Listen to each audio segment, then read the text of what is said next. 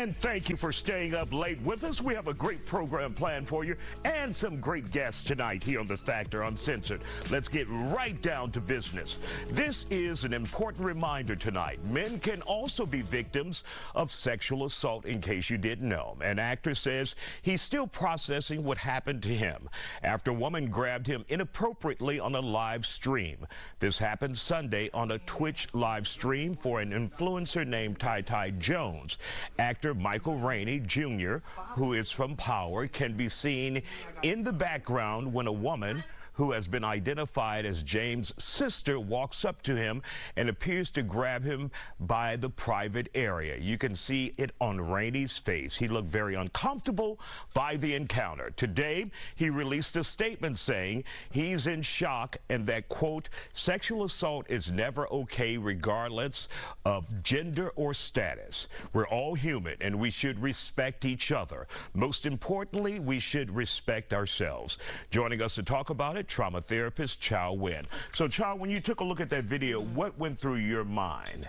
Well, the reaction on his face, the disbelief and the freezing, that's considered a trauma response. We either fight, flight, freeze, we fawn, and it looked like he was freezing. He didn't know what to do. He was touched inappropriately. That is sexual violence.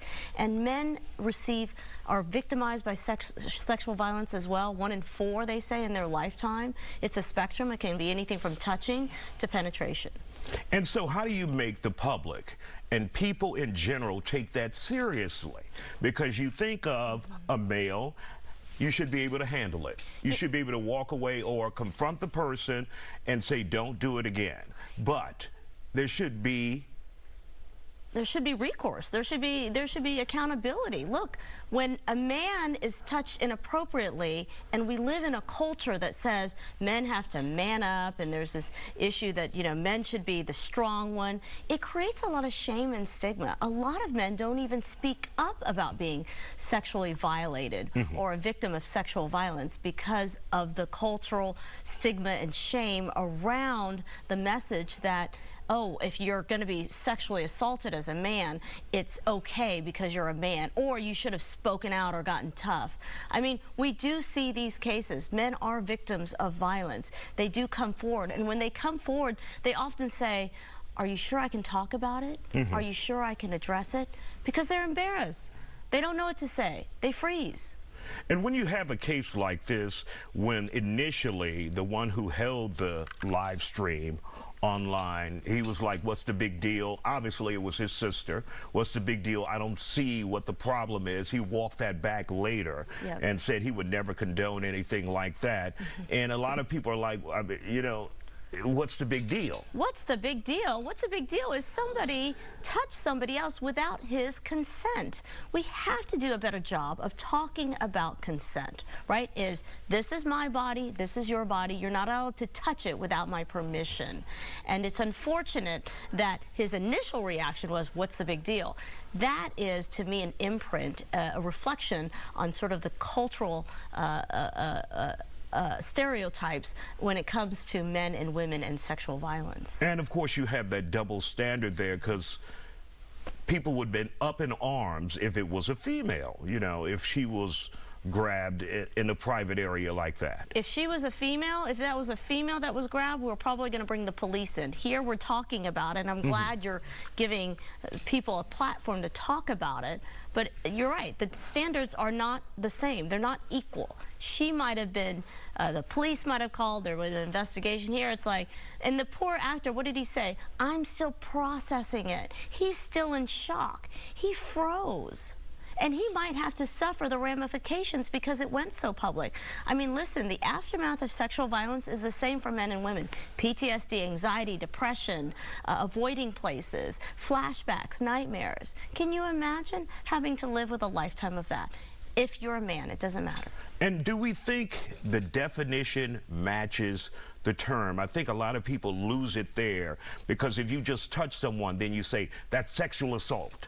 Right. And I said just, but if you touch someone, they'll say that's sexual assault. When I think of sexual assault, and when many of us think of sexual assault, and you hear it, you think of rape or something like that, not touching someone. Do you think that's part of the problem? It is, and this is an opportunity to continue to educate people about sexual assault. It's a spectrum. It starts with touching, it ends at rape, and anybody can be a victim of sexual assault. Sexual violence is an act that is performed without your consent.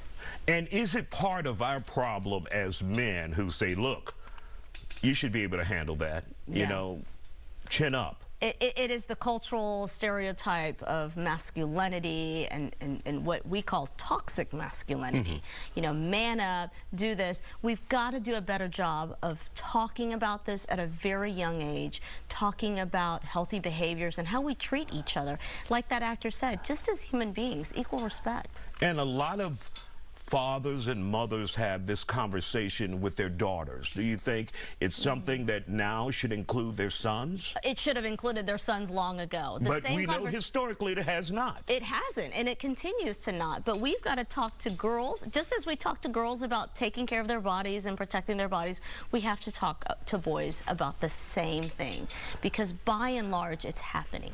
Now, if you're caught in a situation like this, child, that we saw Michael Rainey in this incident, how would you handle that if you were Michael Rainey? I think he handled it the best he can, which is being forthcoming. Once you have your bearings, put it that way, and you're not shocked anymore. Right. That person is still there, still being aggressive. How would you handle that? Oh, to say no, you mean, in that moment? You know, he froze. It's a trauma response. That's what his limbic system went into. He didn't do anything wrong. He did come back and say, look, it's wrong. I'm not sure if he could have done anything more than he did. He was just shocked. And we see that very often. There's one other point I want to make, and people get so confused about this. Look, sexual violence also creates sexual arousal. That doesn't mean you wanted it. It means your body says, oh, I'm aroused. And it gets very confusing for men who may get aroused because they've been sexually violated. Even for women, we see that. So we've got to do a better job of just educating our public that just because you were sexually aroused or you froze and you didn't do anything doesn't mean that was consent. All right, Chow Win, thank you for joining us here on The Factor Uncensored tonight. Always good to see you. Thank you.